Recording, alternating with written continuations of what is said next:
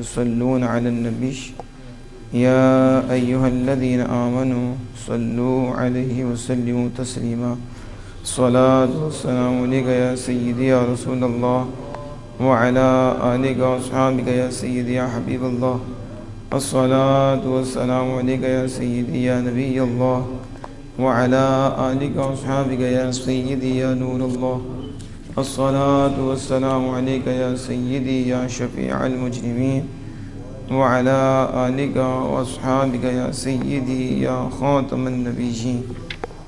اللہ جل جلالہ کے فضل و کرم اور اس کی توفیق سے آج 14واں درس قرآن ہے اور رمضان المبارک کی بھی 14 تاریخ ہے.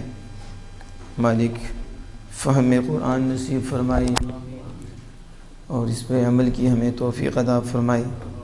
خالق کائنات جل جلالہ نے اپنی کتاب کا آغاز بسم اللہ الرحمن الرحیم سے کیا. اس کا ترجمہ کل ہم نے سنا تھا، دوبارہ سماعت فرمائیں. بسم اللہ الرحمن الرحیم، اللہ کے نام کے ساتھ شروع جو بڑا مہربان نہایت رحمت والا. اللہ کے نام کے ساتھ شروع جو بڑا مہربان نہایت رحمت والا. تو کل ہم نے اس کے حوالے سے کچھ گفتگو سماعت فرمائی تھی. آج اللہ عز و جل کے نام کا آغاز اور بسم اللہ کا آغاز با سے ہوا. اس کی حکمت، اس کے ساتھ بسم اللہ فرمایا، باللہ نہیں فرمایا، اس کی کیا حکمت ہے. اور بھی اللہ عز و جل کی 2 صفات کا ذکر ہوا. ایک ذاتی نام کا ذکر ہوا، اللہ، یہ اللہ جل وعلا کا ذاتی نام ہے. الرحمن اور الرحیم یہ صفاتی نام ہے. تو اس کے حوالے سے کچھ گفتگو انشاءاللہ تعالی ہوگی. پہلی حکمت کہ اللہ جل وعلا نے اپنی لا ریب کتاب کا آغاز بسم اللہ سے کیا تو اس کے شروع میں پہلے با کا ذکر کیا. تو اس میں حکمت کیا ہے؟ حکمتیں بہت ہیں. ایک حکمت یہ لکھی کہ انسانوں نے عالم ارواح میں پیدا ہو کر سب سے پہلے لفظ بلا کہا. اللہ عز و جل نے عالم ارواح میں سب سے یہ اقرار کروایا اور سب سے جب پوچھا کیا میں تمہارا رب نہیں ہوں، تو اس وقت سب سے پہلے جو روح بولی وہ روح مصطفیٰ ہے صلی اللہ علیہ وسلم. یعنی عالم ارواح میں بھی نبی اکرم صلی اللہ علیہ وسلم نے مشکل کشائی فرمائی. تو سب سے پہلے حضور نے عرض کیا ہاں تو میرا رب ہے. تو حضور کے کہنے پہ سب ارواح نے کہا کہ تو ہمارا رب ہے. تو اس وقت لفظ بلا بولا تھا. تو لفظ بلا جو ہے اس کا شروع والا لفظ ہی با ہے. تو اس لیے بسم اللہ میں بھی سب سے پہلے با کا ذکر کیا تاکہ جب یہ بسم اللہ پڑھیں تو اس کی توجہ اسی وعدے کی طرف چلی جائے جو عالم ارواح نے کیا تھا. تو اگر یہ توجہ سے بسم اللہ پڑھیں گے تو انہیں بار بار وہ وعدہ یاد آئے گا کہ ہم تو اللہ سے وعدہ کر کے آئے ہیں، اگر اترے ہیں تو پھر ٹریک پہ آ جائیں، نہیں تو شکر ادا کریں کیونکہ جو وعدہ کیا ہے اسی پہ ہم نے چلنا ہے. تو یہ با اس طرف اشارہ ہے. اور دوسرا اس کی حکمت کہ اللہ عز و جل کے کئی نام ہیں. ایک نام بر ہے اور بار بھی ہے. قرآن پاک میں بار کا لفظ بھی اللہ پاک نے اپنے لیے استعمال کیا. واللہ الخالق البارئ اور باری کا بھی لفظ استعمال کیا. یعنی یہ تینوں اللہ پاک کے نام ہیں، بر اور بار اور باری. تو جب بندہ بسم اللہ کہتا ہے تو گویا اس میں وہ رب تعالیٰ کے سارے ناموں کی طرف اشارہ کرتا ہے کہ وہ بار بھی ہے، وہ بر بھی ہے، وہ باری بھی ہے. تو اس طرف اشارہ ہو جاتا ہے. اور اس میں مفتی صاحب نے ایک حکمت یہ بھی لکھی کہ با میں انکسار ہے، لکھنے میں بھی بولنے میں بھی اس میں عاجزی ہے، اس کے نیچے زیر ہے، اور الف جو ہے اس میں بلندی ہے، لکھنے میں بھی بولنے میں بھی بلندی ہے۔ تو جب بندہ یہ بسم اللہ پڑھتا ہے تو گویا کہ اظہار بندگی کرتا ہے، یعنی میں اس کا بندہ ہوں۔ بعد جب پڑھیں تو ہونٹ کھلتے نہیں، بعض بی میں ہونٹ بھی نیچے جاتے ہیں، تو یہ لکھنے اور بولنے میں انکسار ہے۔ تو بسم اللہ میں اس طرف اشارہ ہے کہ بندہ اپنی عبدیت کا اظہار کرتا ہے کہ مالک میں عاجز ہوں، میں کچھ بھی نہیں ہوں، بس تو ہی ہے، تو ہی بلند و بالا ہے، تو ہی متکبر ہے، ہم تو سراپا ہے عجز ہیں۔ تو یہ اس طرف بھی اشارہ ہے۔ اگر بندہ اس طرح بسم اللہ پڑھے تو کتنا اسے نصیب ہو، یہ فضل اس پہ ہوتا ہے، کتنا کرم ہوتا ہے۔ لیکن ہماری بسم اللہ بھی غفلت میں پڑھی جاتی ہے، ہماری توجہ ہی نہیں ہوتی کہ ہم پڑھ کیا رہے ہیں، کیا کہہ رہے ہیں، اس لیے وہ نور ملتا ہی نہیں، الفاظ رہ جاتے ہیں لیکن معنی کا ہمیں پتہ نہیں ہوتا، یا پتہ تو ہے لیکن توجہ نہیں ہوتی، تو اس لیے وہ اثر نہیں ہوتا ہم پہ۔ یہ نہیں ہے کہ بسم اللہ پڑھنے کا فائدہ نہیں ہے، وہ تو اپنی جگہ ہے، لیکن جب حاضر ہو کے پڑھیں گے تو اس پہ جو دولت ملے گی وہ غفلت میں جو پڑھنے والا ہے وہ دولت نہیں ملے گی۔ اس سے کوشش کیا کرو کم ہی پڑھ لو لیکن توجہ سے پڑھا جائے، یعنی جب اللہ کا نام لیں تو توجہ اللہ کی طرف چلی جائے، تو اس کا تو کوئی جوڑ نہیں نا۔ ایک 1000 تسبیح پڑھ لی، ایک لفظ میں بھی اللہ کی طرف توجہ نہیں ہوئی، تو کسی نے ایک ہی پڑھا ہے لیکن توجہ سے پڑھا ہے، اس کا مقابلہ نہیں کر سکتے۔ تو جب بندہ اس انداز سے پڑھے گا کہ با میں اشارہ ہے عہد و پیمان کا، تو پھر اسے اپنا عہد یاد رہے گا۔ پھر جب وہ باب پڑھے گا کہ اس میں تو اللہ کے باری اور بار ہونے کی طرف بھی اشارہ ہے کہ وہ تو بار ہے، وہ تو باری ہے، اللہ تعالیٰ پھر اللہ پاک کی طرف چلا جائے گا۔ پھر اسے یہ ہوگا کہ اس میں انکساری ہے، تو ہم ہیں ہی منکسر، ہم ہیں ہی عاجز، تکبر کہاں آئے گا، غرور کہاں آئے، اپنا کچھ ہو تو پھر نا وہ متکبر ہے، اللہ عز و جل کی ذات پاک، اور ہم عبد ہیں، تو عبد سراپا عجز ہوتا ہے، عاجز ہوتا ہے۔ تو اسے اس با کی زیر سے سمجھ آ جانی چاہیے کہ ہم نیچے ہی ہیں، تو زیر کا مطلب ہی نیچے ہوتا ہے، اوپر نہیں ہوتا۔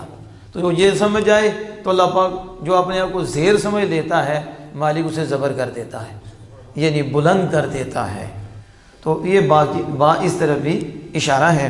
اب یہاں دیکھیں اللہ جل وعلا نے باللہ نہیں فرمایا، بسم اللہ، یہاں فرمایا بسم اللہ، یعنی یہ کہ اللہ کے ساتھ شروع کرو، نہیں، اللہ کے نام سے، اللہ کے نام سے۔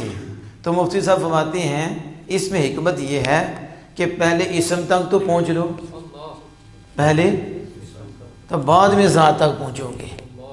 ابھی تو تم ابتدا میں ہو، ابھی تو ابتدا میں ہو تو ابتدا میں رہو۔ یعنی ہمارا حال یہ ہوتا ہے کہ گھر میں ایک گلاس پانی مل رہا ہونا تو ہم امریکہ جا کے پیتے ہیں، بہت عقل مند ہے، پہلے گھر والا تو پی لو پھر آگے دوسرا بھی پی لینا۔ تبھی گھر میں چیز مل رہی ہوتی ہے ہم اس کی طرف توجہ نہیں کرتے، تو ہم اس سے بھی اوپر والی پکڑنے کی کوشش کرتے ہیں۔ شریعت پہ عمل کوئی نہیں ہوتا تو طریقت کی طرف جا رہے ہوتے ہیں۔ اور خدا کے بندو، ابھی تو تمہیں دین کا پتہ کوئی نہیں، ابھی تمہیں نماز کے مسائل آیتیں کوئی نہیں، تو پوچھتے کیوں کہ پہنچے کتنے ہو؟ پہنچنا کہاں ہے؟ تم تو ابھی تک مسجد میں نہیں پہنچے، تو تم نے طریقت پہ جانا ہے۔ طریقت میں پہلی سیڑھی نہیں، پہلی سیڑھی تو شریعت ہے۔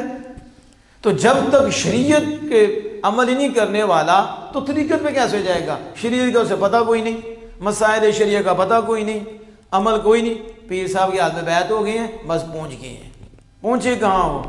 ابھی تو تم ابتدا پہ بھی نہیں ہو۔ وہ تو سالک لوگ ہوتے ہیں جو شریعت پہ عمل کرتے ہیں پھر اگلا قدم طریقت پہ رکھتے ہیں۔ شریعت کے بغیر کون سی طریقت ہے؟ اور جسے شریعت ہی نہیں آتی، اللہ پاک نے پہلے فرمایا ہے اللہ سے ڈرو، اللہ سے ڈرو۔ تو اللہ کے ڈرنے کے بعد پھر اگر راہ طریقت پہ چلنا چاہتے ہو، اس راستے پہ چلنا چاہتے ہو، تو پھر مرشد کامل کو تلاش کرو۔ لیکن پہلے مالک میں واتقوا اللہ، اللہ سے ڈرو، ایمان والو، شریعت پہ عمل کرو، وابتغوا الیہ الوسیلہ۔ تو شریعت پہ عمل کرنے کے بعد اس راہ پہ چلنا چاہتے ہو تو اس راہ میں بغیر مرشد کے کم ہی ہیں جو پہنچتے ہیں، بلکہ گمراہ ہوتے ہیں۔ اس لیے جب اس خاص راہ پہ چلنا چاہتے ہو تو شریعت پہ عمل کر کے اسی ذات کے ہاتھ میں ہاتھ دو جو اس راہ پہ چل چکے ہیں، وہ پھر ادھر تمہیں پہنچائیں گے۔ لیکن جب ابتدا ہی میں ابھی وہ نامکمل ہے تو پھر آگے کیسے چلے گا؟ سمجھ نہیں آپ؟ ابھی اس تک پہنچا نہیں تو ذات تک کیسے پہنچے گا؟ تو یہاں اسم کا ذکر کیا، بسم اللہ، اللہ کے نام کی برکت سے اور اللہ کے نام کی مدد سے شروع، یعنی عربی میں با کے بڑے معنی ہیں، تو ادھر دو معنی بن سکتی ہیں، ایک برکت کے لیے اور ایک مدد کے لیے۔ اور قرآن پاک کے جس صورت میں بھی بسم اللہ لکھی گئی ہے یہ برکت کے لیے لکھی گئی ہے، یعنی شروع کرنے سے پہلے برکت حاصل کی جائے، اور صورت کے درمیان اور نام کے درمیان فصل کرنے کے لیے یہ بسم اللہ لکھی گئی ہے۔ یہ صورت کی قرآن کی اس صورت کی جز نہیں ہے کہ یہ سورۃ فاتحہ کی جز بن گئی یا پھر کسی صورت کی جز بن گئی، وہ نہیں ہے، صرف برکت کے لیے لکھی جاتی ہے، اور نام اور صورت کے درمیان فرق کرنے کے لیے لکھی جاتی ہے کہ جب بندہ بسم اللہ پڑھتا ہے تو اسے برکت نصیب ہو جاتی ہے، جب بسم اللہ پڑھتا ہے تو اللہ کی مدد اسے حاصل ہو جاتی ہے۔ اب یہاں آپ سے بھی سوال ہے کہ جب کہا بسم اللہ تو اللہ سے مدد تو نہیں طلب کی جا رہی بلکہ اللہ کے نام سے مدد طلب کی جا رہی ہے۔ کس سے کی جا رہی ہے؟ بسم اللہ میں دیکھو اس طرف بھی اشارہ ہے کہ اللہ کے نام سے برکت اور اللہ کے نام سے مدد۔ تو اب مجھے بتاؤ، اللہ کا نام اللہ تو نہیں ہے، یہ تو الف لام الف ہا سے بنا ہے، تو یہ تو 4 حرف ہیں، تو 4 حرف کے ذریعے مدد حاصل کی جا سکتی ہے جو اللہ نہیں، غیر اللہ ہے۔ کیا ہے؟ غیر اللہ، حروف ہیں، حروف تو اللہ نہیں نا، تو یہ حروف ہیں اللہ کے نام، تو اب حروف سے مدد حاصل کی جا سکتی ہے تو کیا خدا کی یانوں سے مدد حاصل نہیں کی جا سکتی؟ یہ بھی قرآن سے پتہ چلتا ہے کہ جب اللہ کے نام سے مدد حاصل کی جا سکتی ہے تو اللہ کے پیاروں کے نام، ان کی زبان سے مدد حاصل نہیں کی جا سکتی۔ تو کیوں؟ اس لیے کہ اللہ کا نام عظیم ہے، تو جب اللہ کا نام عظیم ہے تو پھر عظیم سے مدد حاصل کی جا سکتی ہے، تو اللہ کے یاروں کے نام بھی عظیم ہے اور رسول اللہ کا نام سب سے زیادہ عظیم ہے۔ تو جب رب کے نام سے مدد طلب کی جا سکتی ہے جو غیر اللہ ہے، تو پھر رب کے بندوں کے نام سے بھی مدد کی طلب کی جا سکتی ہے اگرچہ وہ بھی غیر اللہ ہے۔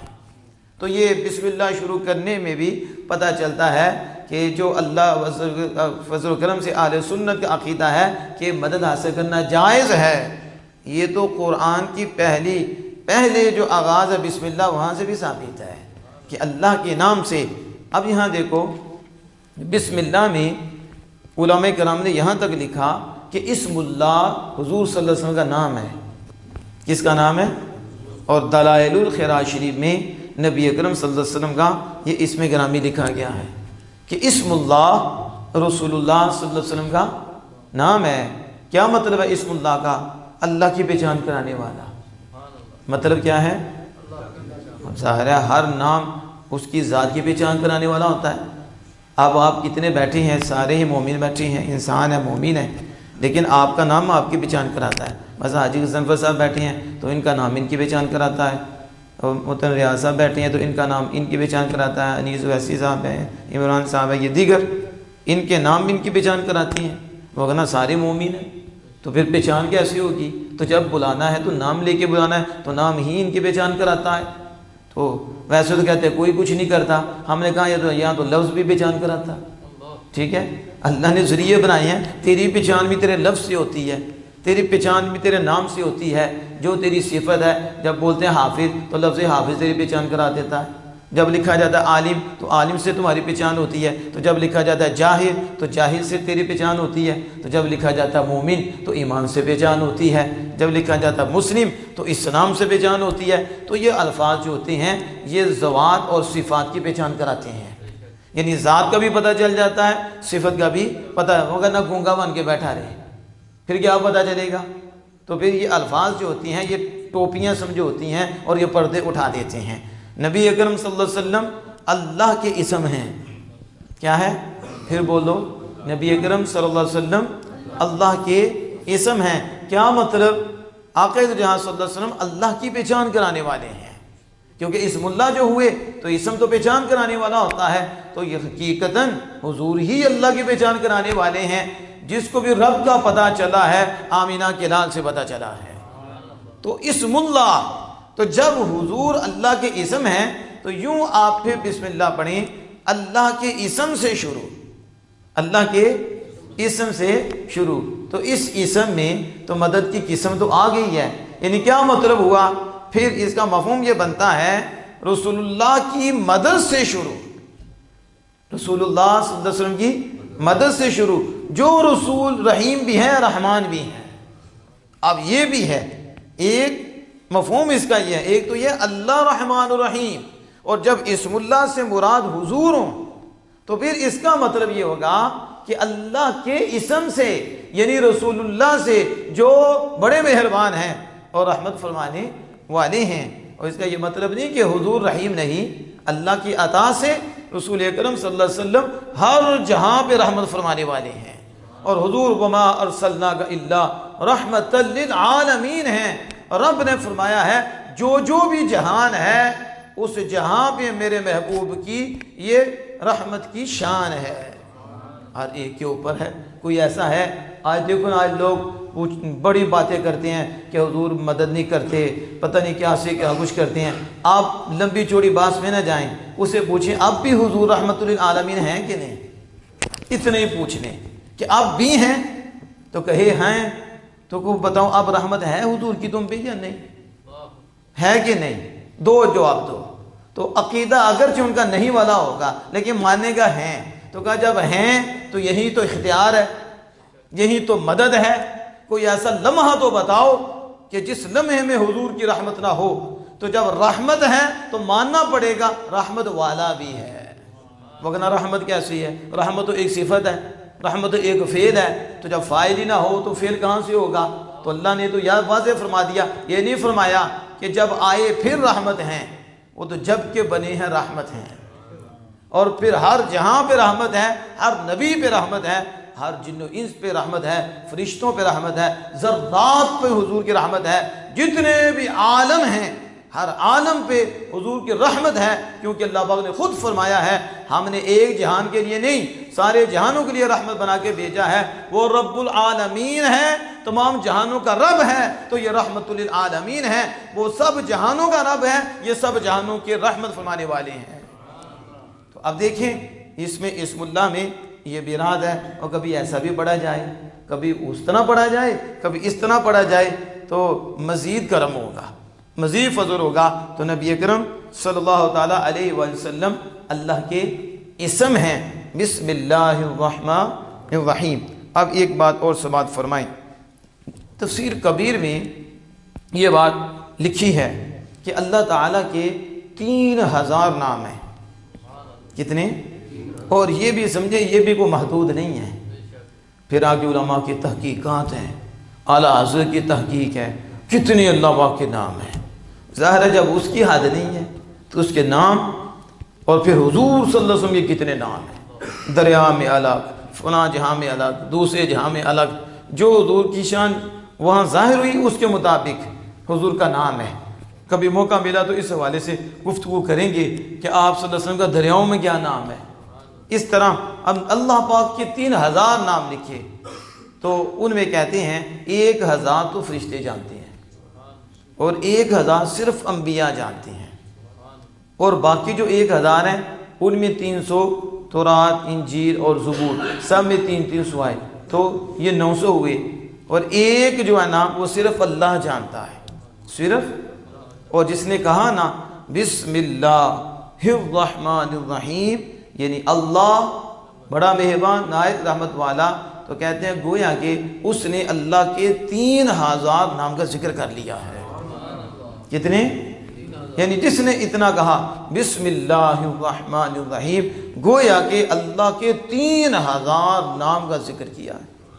میں نے کل بھی بتایا تھا، یعنی رحمان اور رحیم 3000 جو نام ہے نا ان سے باہر نہیں ہے، یعنی ان اللہ کے نام ہے سارے، اور پھر الرحمن الرحیم ان کا رنگ ان میں پایا جائے گا۔ اس لیے کہا کہ جس نے اللہ کہا اور الرحمن اور رحیم کہا تو اس نے اللہ کے باقی سارے ناموں کا ذکر کر لیا۔ تو اس لیے یہ مختصر سے وقت میں میں نے آپ کے سامنے بسم اللہ الرحمن الرحیم کی کچھ حکمتیں بیان کی ہیں۔ انشاءاللہ تعالی ہم مزید آگے جائیں گے۔ اللہ جل وعلا سے دعا ہے کہ اپنے محبوب کریم صلی اللہ علیہ وسلم کے صدقہ سے ہم سب کو عمل کی توفیق عطا فرمائے۔